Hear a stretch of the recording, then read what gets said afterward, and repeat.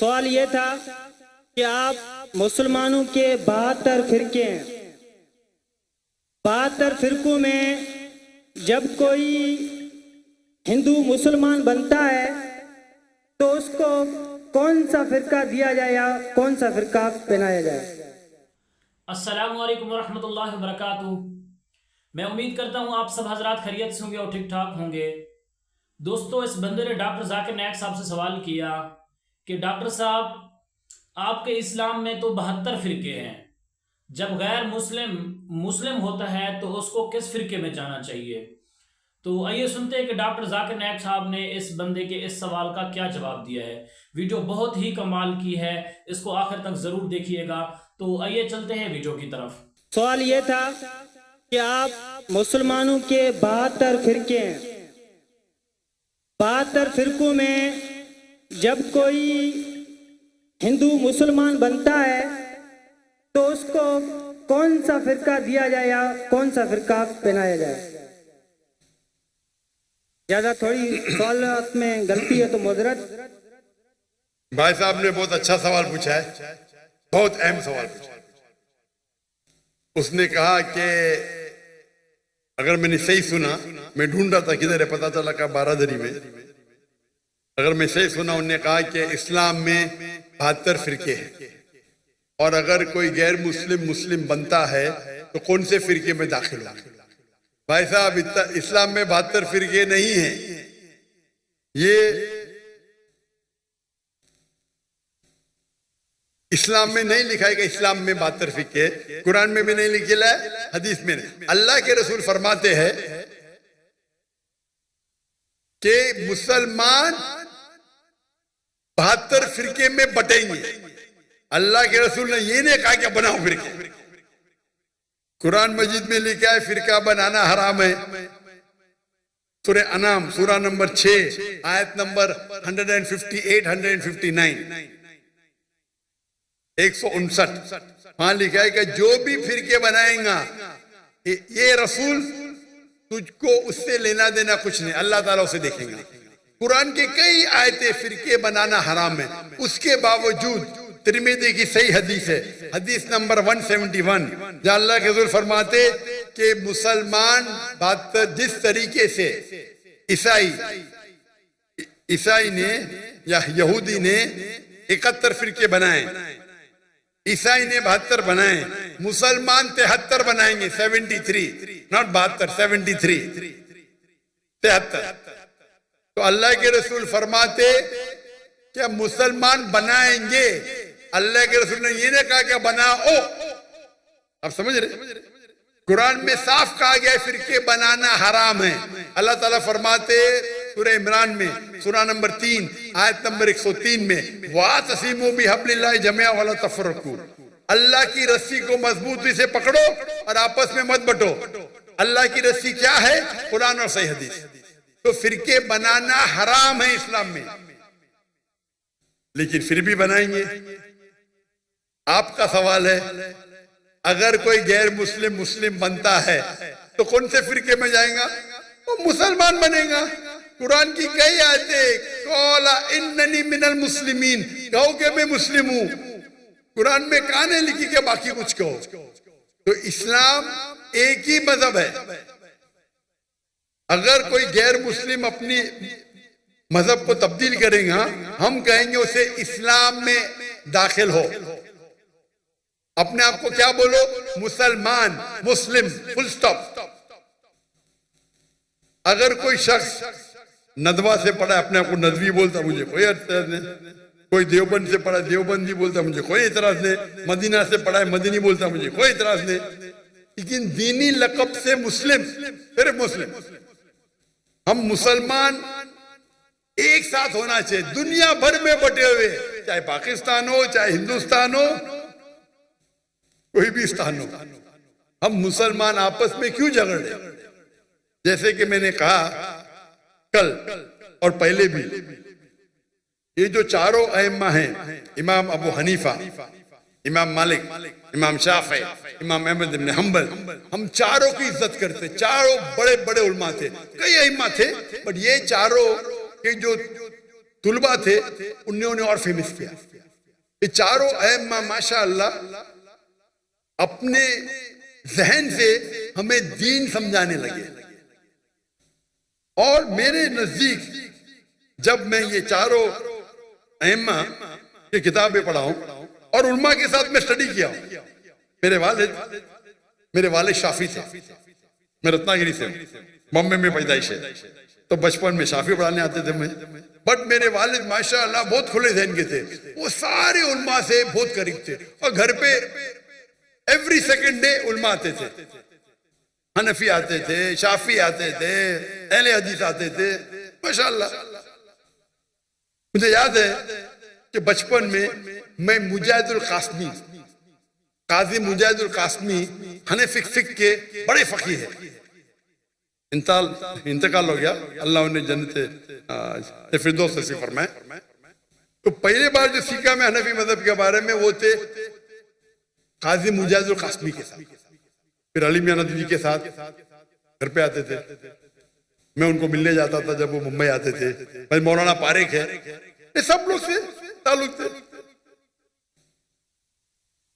फिर मुख्तार नदवी साहब अहले हदीस के अमीर, मेरे वालिद साहब जितने अमीर है सब लोग को माशाअल्लाह या घर पे आते थे, हम उनको मिलने जाते थे।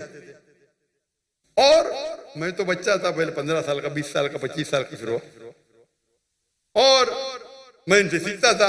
मैं कोई मदरसा नहीं गया, लेकिन बड़े बड़े उलमा के साथ में बैठा और दीन सीखा। फिर सऊदी अरेबिया गया, शेख अब्दुल अजीज फरेफी, शेख सालिम मुनज्जिद, उनका मयार कुछ अलग है। शेख ददू मालकी स्कॉलर है, दुनिया में आज लोग कहते हैं नंबर 1 पे, 1 पे का 2 पे, लेकिन टॉप 5 में तो है ये सब लोग। उनसे बैठे, उनके साथ सीखे, जहन खुला। सबसे पहली बार जब मैं अरबी सीखने गया था, अरबी में महारत मुझे नहीं है, डॉक्टर फा अब्द रहीम इंडिया से है, लेकिन उनने एक नया शुरू किया था मदीना यूनिवर्सिटी में गैर अरब को अरब सिखाने के लिए। तो सबसे पहले उस्ताद जो मेरे बाहर के थे वो डॉक्टर फा अब्द रहीम थे, और वो कहते थे कुरान में कितने बार भी पढ़ो, कहां लिखा ने अपने आप को हनीफी बोलो, शाफी बोलो, देवबंदी बोलो, मदनी बोलो या सल्फी बोलो, कुरान में लिखा है कौला इन्ननी मिनल मुस्लिमीन। और देखे जाओ तो 95% सेम है, कुछ थोड़ा ऊपर नीचे होगा, कोई कहता हाथ ऊपर रखना अफजल है, कोई कहता नीचे करना। मैं तहकीक करता हूं, तहकीक करने के बाद मैं बहुत सख्त हूं फॉलो करने के लिए, लेकिन तहकीक करने के बाद मैं जो कहता हूं कि मैं भी सही हूं, ये आम लोग बोलते मैं ही सही हूं, ये प्रॉब्लम है। मैं ही सही हूं, आई एम ओनली राइट, आई से आई एम ऑल्सो राइट। इस्लाम में माशाअल्लाह इतना वाइड स्कोप है, ये छोटे छोटे बात पे इख्तिलाफ पे रफतन करना चाहिए कि नहीं हाथ का मानना, तो इस पे झगड़े होते, डिबेट होते। और चारों अइम्मा ये मानते हैं अगर आप कोई दूसरे अइम्मा पे अमल करते तो कोई गुनाह नहीं, और मैं भी उसको मानता हूं, क्योंकि अल्लाह ताला ने मुझे एडवांटेज दिया है कि मैं मुख्तलिफ अइम्मा, मालकी तो यही नहीं है, मलकिया, शेख मोहम्मद हसन दद्दू नाम सुना ही नहीं होगा, कौन सुना शेख मोहम्मद हसन दद्दू का नाम? एक भी हाथ में, एक भी हाथ में, हाँ एक दो हाथ में। शेख मोहम्मद हसन दद्दू मोरटानिया के मेरे बहुत करीब है, और आज की तारीख में लोग कहते हैं वो सबसे बेस्ट आलिम, बट बेस्ट नहीं, टॉप 5 में तो आएंगे। हदीस की नॉलेज, कुरान की नमाल की है, वो सीखा उनसे। अभी कतर में रहते, कतर ने सिटीजनशिप दे दी उनको, मोरटानिया के शेख अब्दुल अजीज सुरैफी तफसीर में महारत है उनकी माशाअल्लाह। वो मुझे बुलाया, मैं बोला कौन है तफसीर, मैं भी नहीं जानता था, मैं बिजी था। मैं बोला मैं बहुत बिजी हूं। मैं मॉर्निंग में एक जन ने कहा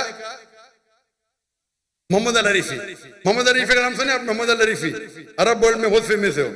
मैं बोला बहुत बिजी हूं, मैं मॉर्निंग में आ सकता हूं? अच्छा 7 बजे आओ ब्रेकफास्ट के लिए। 7 बजे गया। शेख अब्दुल अजीज सुरैफी बोले कभी भी आएंगे चलेगा। मैं बोला अच्छा मैं आता हूं 12 बजे। 12 बजे गया, 4 बजे तक ही था। मुझे पता नहीं कौन थे शख्स, बाद में पता चला इतने आलिम मेरे से यंग है, उनका इल्म। वो कहने लगे मेरे कोई पाकिस्तानी स्टूडेंट से आपकी इतनी तारीफ की है, फिर मैं आपका तर्जुमा देखा वीडियो पे और मेरी ख्वाहिश है आपसे मिलने की। मैं उनके इल्म के हिसाब से 0.0001% भी नहीं हूं। ये उल्मा है, शेख अब्दुल लतीफ रईफी, शेख सालेह मुनज्जिद, इस्लाम क्यूएनए सुने .info, सबसे फेमस वेबसाइट फतवे के बारे में। वो फतवा भी देंगे तो बोलेंगे अबू हनीफा ने ये कहा, इमाम शाफी ने ये कहा, अच्छा ये चीज अफजल है। ये तरीका है आपस में झगड़ने का थोड़ी। तो वो लोग को देखो इतने बड़े बड़े आलिम कभी भी नहीं कहते भाई आप हनीफी है, अगर पढ़ते रफत नहीं करते नो प्रॉब्लम, वो कहे ठीक हमारे नजदीक ये अफजल है। ये इख्तिलाफ क्यों है?